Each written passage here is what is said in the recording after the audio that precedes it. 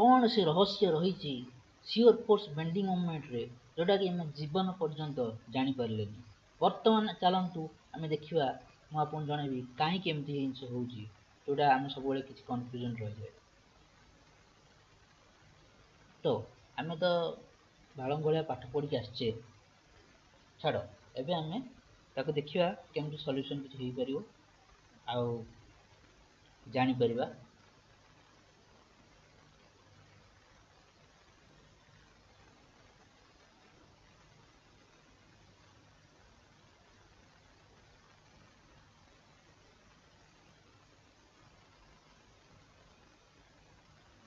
एटा होची बीमटा बीमटा normally bend केमती हुए एमती बेंड हुए एटा तो समझ देखिथिबो। आम जो शियर फोर्स कन्वेंशन करूँ इंटरनेशनल कन्वेंशन अनुसार जो स्टार्ट प्रो कर स्टार्ट प्रो जो तुम तैयारी कर प्रोजेक्ट रे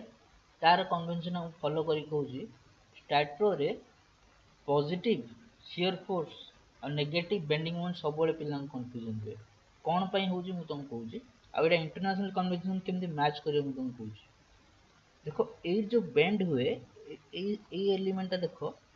एटा आगुरी दिन चारि कोणिया थिला एटा देखो एटा एमिति हो जाए। स्टार्ट प्रो कौन करे या पॉजिटिव बोली नहीं स्टार्ट प्रो देखिबो bending moment shear force diagram कर देखिबो यार एमिति आसीबो डायग्राम टा मु अज्यूम करजी जे एठी मु यूडीएल पकई दोची हला यूडीएल पकई देले एमिति बेंड हला ए जो जिनसटा देखुछ डिस्टॉर्शन टा देखुछ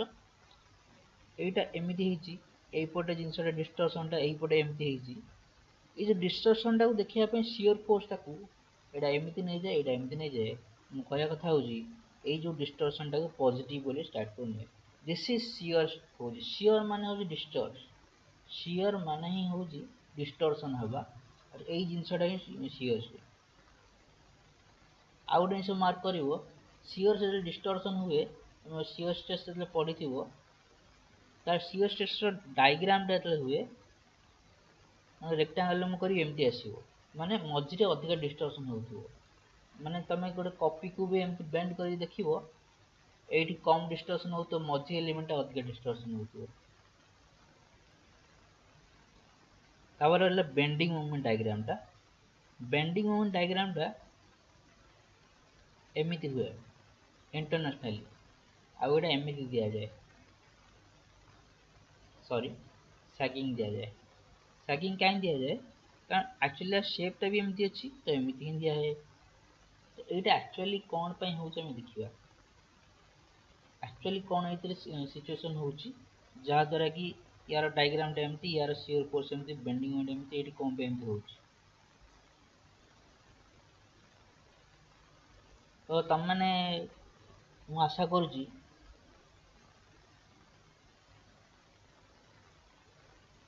डेरिवेटिव इंटीग्रेशन जानिथिबो जदि न जानिच welcome you are welcome to engineering brotherhood तो इंजीनियरिंग पिला प्राय तो डेरिवेटिव इंटीग्रेशन भलसे जान न तुम यदि जानी तुम इंजीनियर नुह ता बदे अलग कथा खाली सिंपल जिनस खाली कही दउछ तुमको डेरिवेटिव माने होची कोन इंटीग्रेशन माने कोन ए जो एंगल टा देखुछ ये एंगल टा नेगेटिव जदि मु कहबी जदि एटा गोटे मेन लाइन एई पटु तळु गला दैट इज नेगेटिव यदि ऊपर गला दैट इज पॉजिटिव और यदि सीधा I zero that is also that is reflected here एठी नेगेटिव अछि तो एठी नेगेटिव पळे आसी एठी मझिरे देखो एठी पूरा फ्लैट हे जाई तो एठी जीरो हे जाई एठी देखो ये अपवर्ड जाई पॉजिटिव जाई तो एठी पॉजिटिव अछि तो बेंडिंग मोमेंट रो डेरिवेटिव होची शियर फोर्स एटा तार प्रूफ शियर फोर्स रो डेरिवेटिव होची लोड एटा एठी लिखा है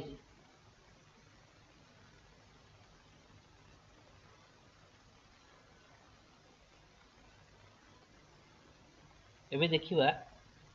एटा एमती केमती होची फास्ट होची इलास्टिक कर्व आम एक्चुअली जो लोड देले ठीक अच्छे आम लोड दे दीजिए धन्य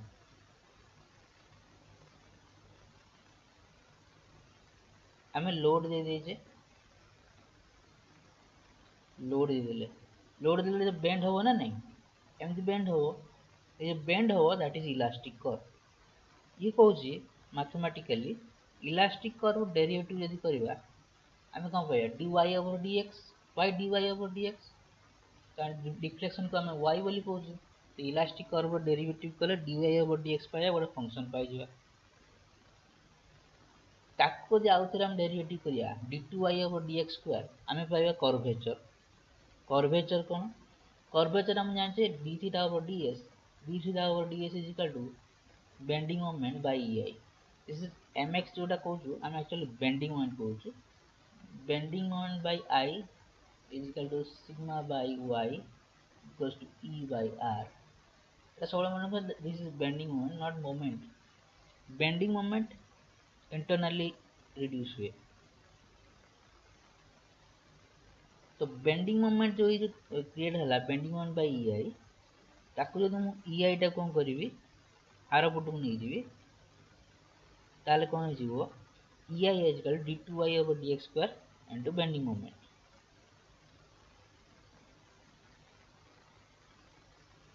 एथरु हैला कौन एथरु हमर बाहरला बेंडिंग मोमेंट डायग्राम टा बेंडिंग मोमेंट को पुणी आम आउ थे डेरिवेटिव कले बाहरला शियर फोर्स देखो एटा एक्चुअली जो बाहर ची एटा मूल देखि देखि आसीओ बेंडिंग मोमेंट एटा जो बाहर ची डेरिवेटिव हे के बाहर पुणी बेंडिंग मोमेंट आउ थे डेरिवेटिव कले शियर फोर्स डायग्राम पाई गले एटा को नेगेटिव कहि दो एटा हम पॉजिटिव कहि दो एटा आसे ना नहीं एटा सब देखते समय ताको आउ थे डेरिवेटिव कर दो हम लोड पाई जबा लोड प्रोफाइल एमती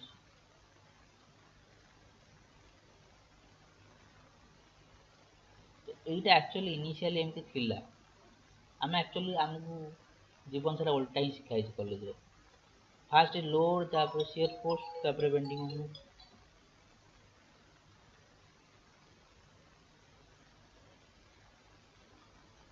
तो एमती न करिकी आगे कौन करवा एक्चुअली होची केमती ना स्टार्टिंग रू ही होची मन रखिबो एक्चुअली एटा लोड आछी लोड प्रोफाइल देखा होची लोड प्रोफाइल पर शियर फोर्स देखा होची तापर एटू बेंडिंग मोमेंट देखा होची किंतु एक्चुअली हम उल्टा ही आछे रिवर्स में आछे सब ए सब मन रखिबो तो एक्चुअली आउ थे रिवाइज कर दूची कौन होला फास्ट आसला कर्वेचर इलास्टिक कर्व डेरिवेटिव कले dy ओवर dx आसीबो obviously the function dy over dx आउ थे डेरिवेटिव कले कर्वेचर पाइबा curvature is d theta over ds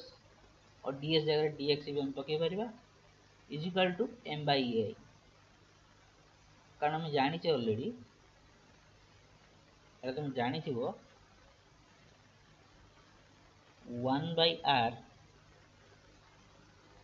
1 by r is equal to d theta over ds is equal to curvature Etah mathematically तुम पढ़ी थी कोठी 1 by r is equal to d theta over ds is equal to curvature तो d theta over ds is equal to 1 by r को हम insert करके m by ei करी पकेले तापर बाकी तक स्टोरी हम तो जानि छे सब हमको भाबी जाए जे बेंडिंग मोमेंट डेरिवेटिव कले शियर फोर्स पाइबा शियर फोर्स डेरिवेटिव कले लोड रो प्रोफाइल पाइबा से जिंस तुम जेकोसी जिंस में अप्लाई करिवो तुम जना पड़ जिवो जेकोसी जिंस जेकोसी प्रोफाइल तुम अप्लाई करिवो ए जिंस तुम पाई जिवो एटा ग्यारंटी आ एटार थंब रूल मु कहि दोची थंब रूल होची जेते जेते हम डेरिवेटिव करिबा ऑर्डर पॉलिनोमियल सेते कौन होगा ना इंक्रीज कर जाइछो एटा डिफरेंशिएट जेते करिवो एटा लिखा है जी ए देखो एटा dy ओवर dx लास्ट खाली अछि मतलब हमें तळु तळु जिबा पॉलिनोमियल ऑर्डर टा बढ़ी बढ़ी के जिवो आ लास्ट को सेट पे हम मतलब डेरिवेटिव करी करी जे लास्ट को हम डिफ्लेक्शन ही मिले डिफ्लेक्शन करिया पे हम बारंबार डेरिवेटिव करिया पड़े 300 टा एठी लिखा है जी से आम जो डिफ्लेक्शन काढ़ू आम यू आरंभ कर आम यू स्टार्टिंग करूँ जे एटा बाहर करूँ या कौन थे इंटीग्रेट कर दो dy ओवर dx पाई जाऊ dy ओवर dx पाई जाऊ मैंने स्लोप प्रोफाइल पाई जाऊ जोटा यहीटा पाऊ पुणी ताको आउ थे इंटीग्रेट करदे आम पलि आसू